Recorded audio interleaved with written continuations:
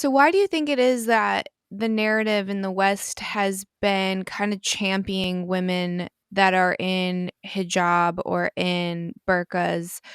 Because when I was growing up and I was little, that was kind of the narrative. And I think maybe it came out of respect people's different religions and cultures, and these women want to be in them.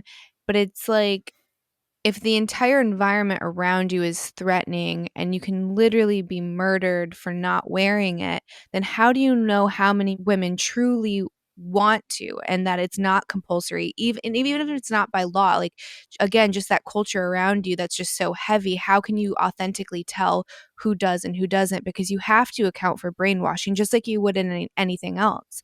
So I guess, like, why that such a strong push? Like, you see very prominent celebrities wearing hijab and it's quote out of respect. You see it on magazine covers.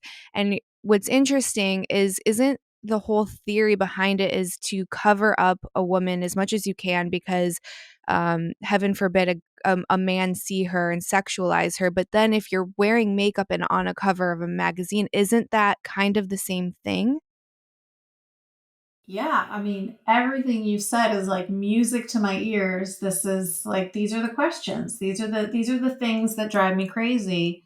Um these are the questions I'd love answers to as well. The same group of people who would be front and center screaming against seeing these kinds of things, girls, Christian girls in fundamentalist cults, like Mormon girls, part of FLDS or something like that. They would be screaming against these things, right? The Westboro Baptist Church, yada, yada, yada.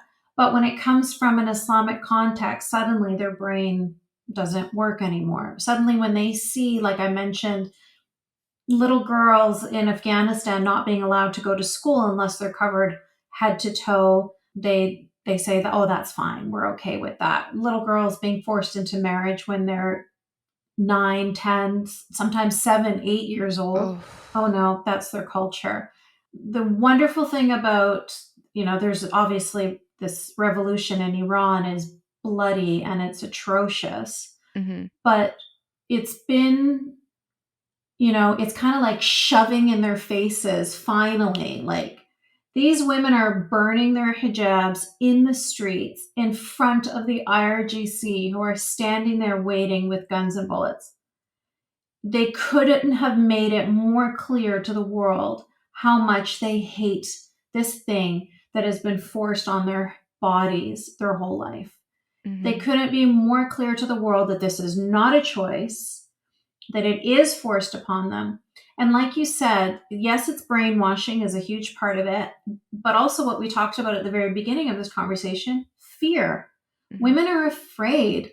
It's not just in Saudi Arabia or in Afghanistan or in Pakistan or in Iraq where women are killed. They're killed in the UK, in the US, in Canada, in France, in Sweden, in Germany. We're killed all over the world if we disobey. And you know, it's not even like there was those two girls in Texas that were killed by their father that shot both his daughters. It was because they wore jeans. You know what I mean? It was like the there was a young girl in Canada that was her father broke her nose, punched her in the face and broke her nose when he found out that she was texting with a boy.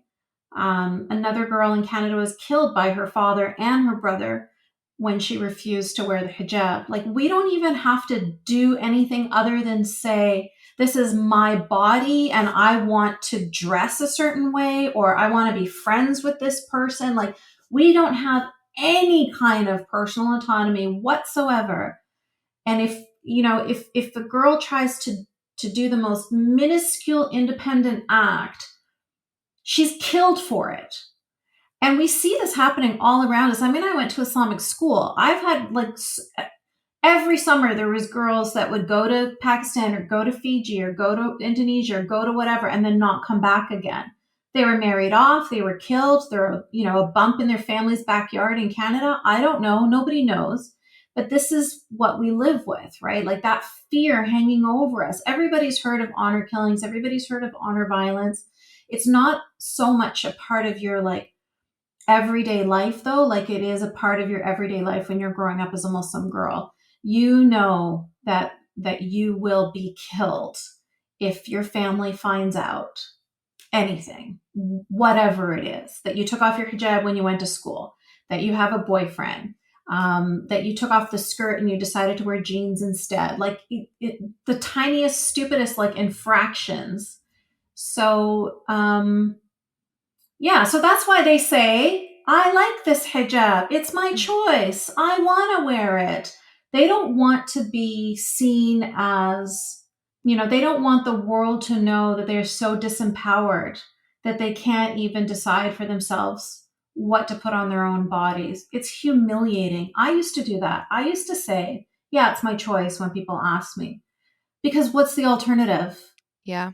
Admit to them, like that's humiliating. That I would never want. I wouldn't even admit that to myself, And then probably that dangerous. that this is my life. And so you lie to yourself and you lie to others.